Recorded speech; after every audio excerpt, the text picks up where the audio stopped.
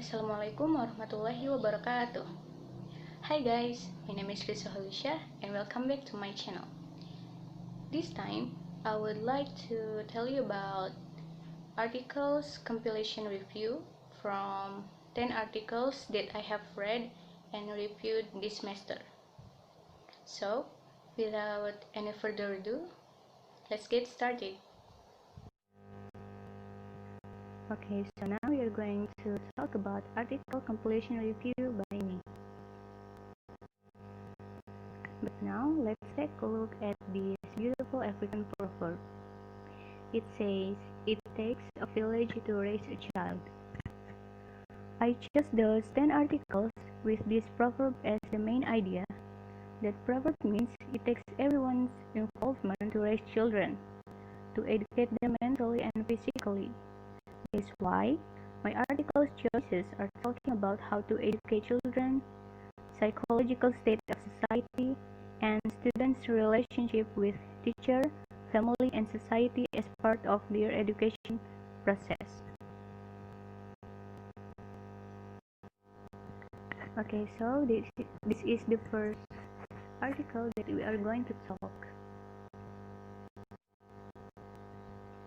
The general problem of this article is the lack of usage of politeness strategy of secondary school students in Kenya and impoliteness of students during student-teacher interaction.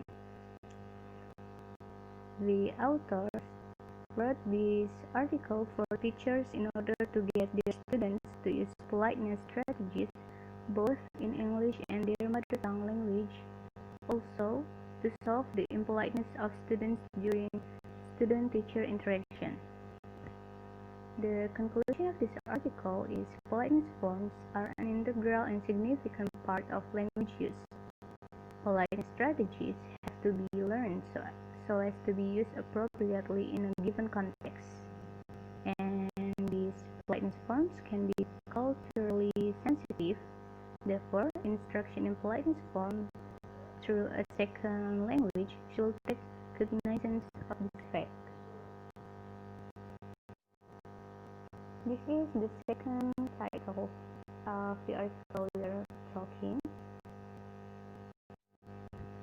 The general problem of this article is mental illness and depression, which being the most commonly diagnosed disorders among children and adults in today's modern life.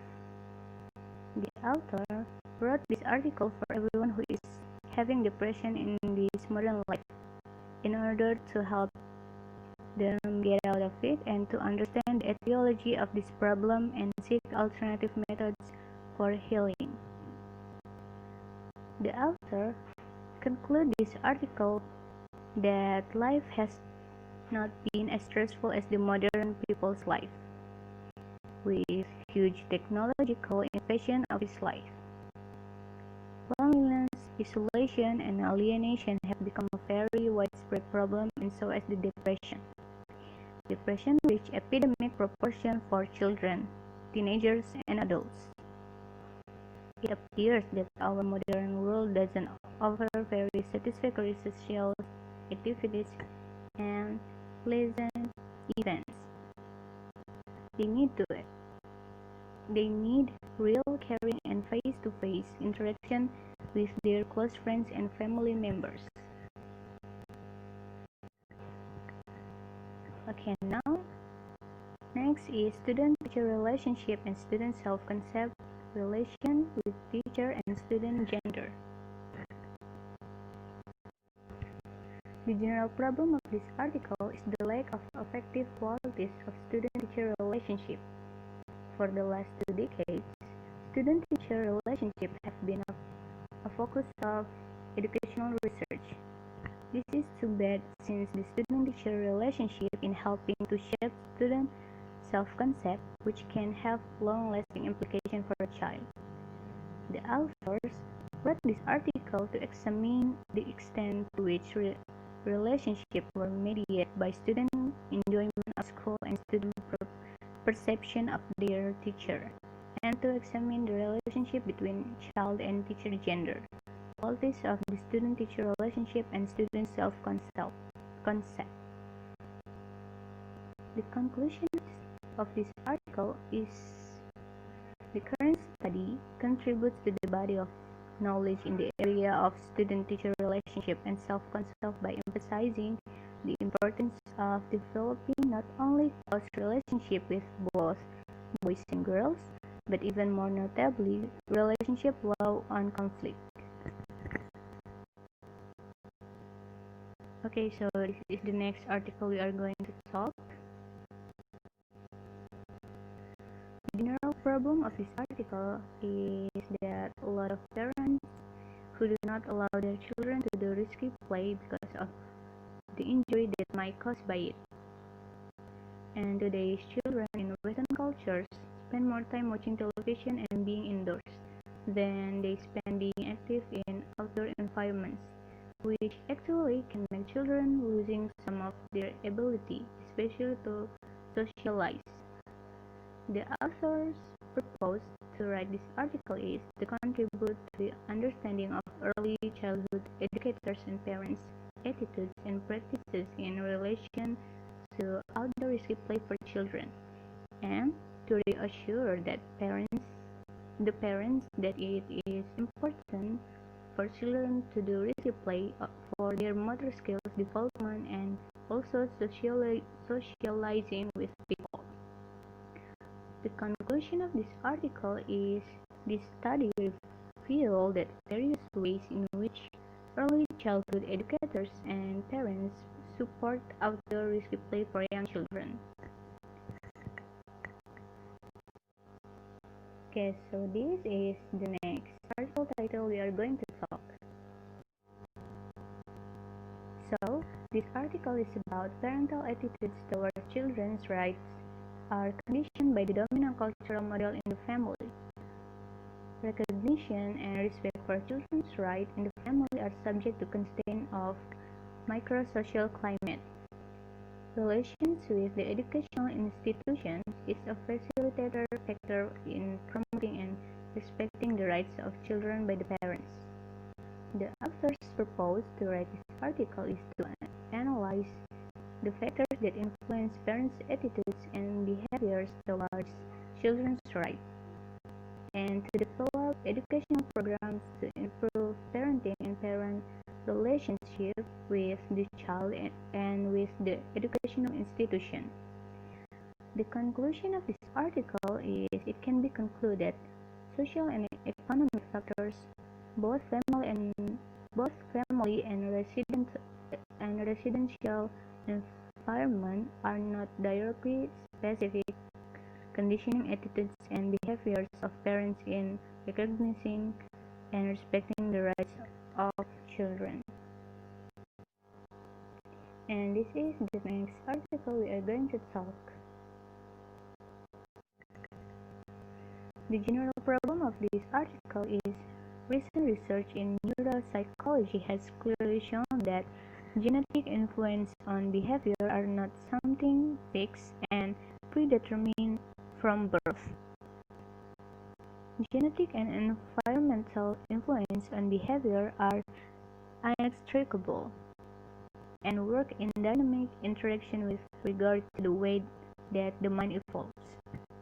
The authors propose to write this article is to reassure the parents that it is important for children to learn human evolution in order to understand more about the social things. The conclusion of this article is evolutionary students are significant for how human teaching and learning processes are apprehended.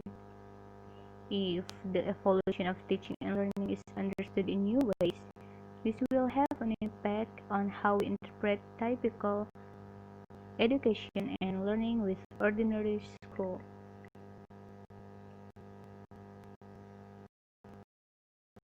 And next, we are going to talk about this article. The general problem of this article is the fact that the issue of gifted students' education is one of the most difficult and interesting aspects of contemporary pedagogy. Authors propose to write this article is to identify the psychological characteristics of the gifted students' development, and the conclusion of this article is giftedness is so individual and unique that the question of the optimal conditions for the development of each child should be considered separately. For this, it is necessary to unite the efforts of all participants in the educational process.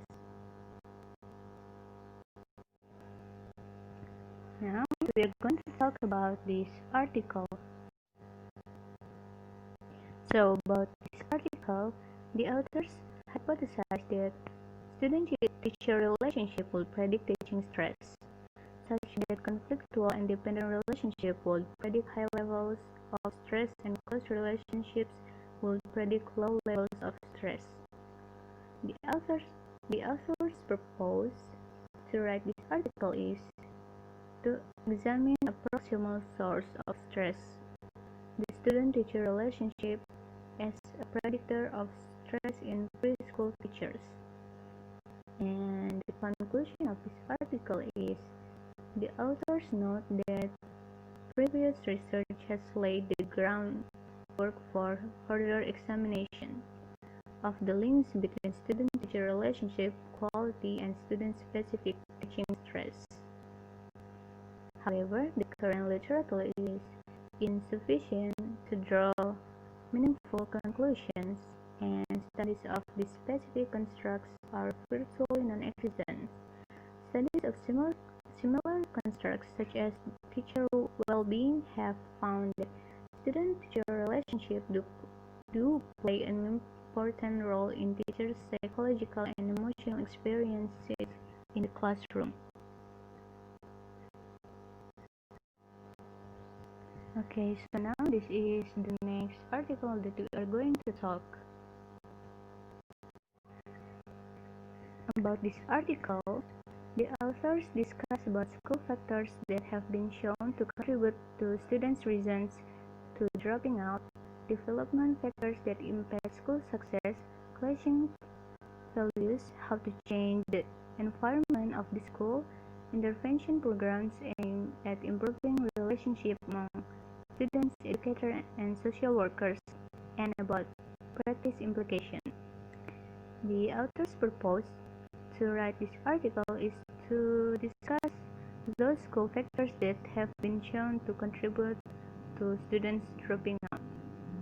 And the conclusion of this article is most researchers agree that the dropout process results from a complex interaction among individual, family, school, and society factors. Individual and family factors have been the major focus of research studies and intervention programs. Okay, so now this is the last article that we are going to talk.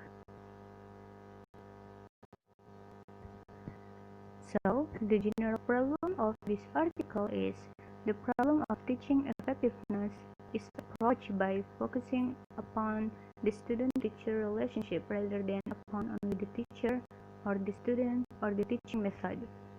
The authors propose to write this article is to describe the relationship existing between a number of teachers and the students in their classes, to formulate a hypothesis concerning the characteristic of an effective student-teacher relationship.